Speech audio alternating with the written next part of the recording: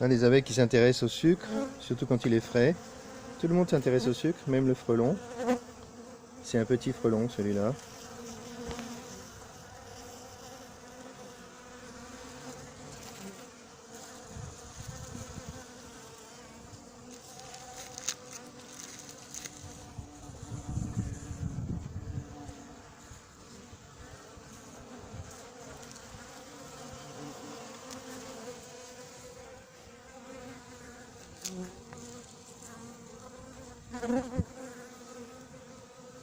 Là on voit des buckfast, mais pas seulement.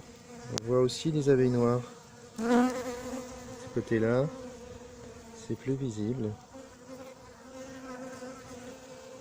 C'est moins clair qu'à Montgeron, mais on voit quand même plus d'abeilles noires que j'aurais pensé. Des hybrides quoi en fait. Mais certaines sont complètement noires. Voilà.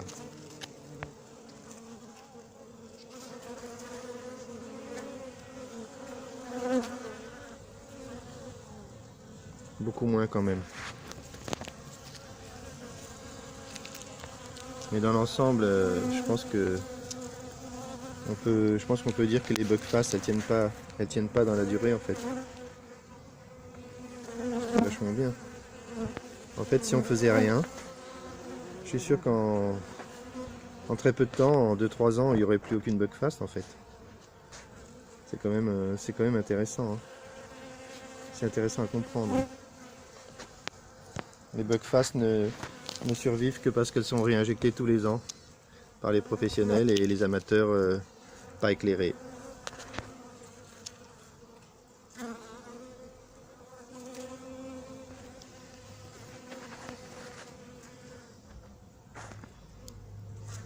J'arrive pas à faire les mises au point. Il n'y a pas assez de lumière ou il n'y a pas assez de savoir-faire. Hop.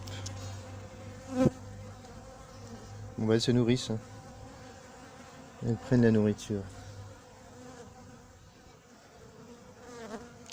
Allez, je me rentre. Je reviendrai plus tard.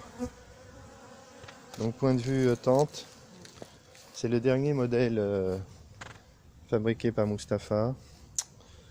Je vais renoncer aux fermetures éclair. Pas nécessaire. Et j'ai trouvé un autre système pour plus simple à fabriquer, plus simple à mettre en place, avec un système de porte ajustable qui est nécessaire. Donc là, pour la mise en place de la tente, l'idée c'est de l'installer, d'ouvrir la porte au plus haut pour laisser les abeilles s'habituer. Il leur faut quelques heures pour s'habituer et ne plus monter dans la tente.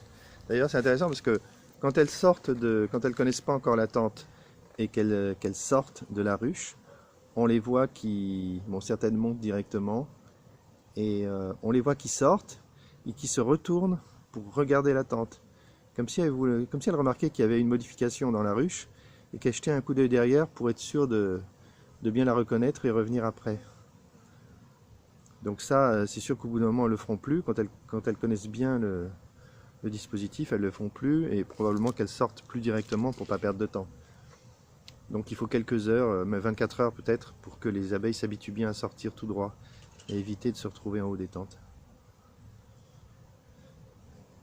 Ensuite, une fois qu'on voit des frelons qui viennent capturer des abeilles et qu'on trouve qu'il n'y a pas assez de frelons qui se font capturer, alors on baisse un peu la porte pour ajuster. L'idée du réglage, c'est qu'il faut qu'il y ait aucune abeille ou quasiment pas d'abeilles qui montent dans la tente, qui heurtent le voile et qui montent dans la tente, et qu'il y ait un maximum de frelons qui ne ressortent pas de la tente. Parce que là, c'est un peu frustrant de voir des frelons qui sortent de la tente en bas après avoir capturé. Il y a un réglage à faire. Trouver le meilleur compromis. Allez, c'est parti, cette fois c'est vraiment parti.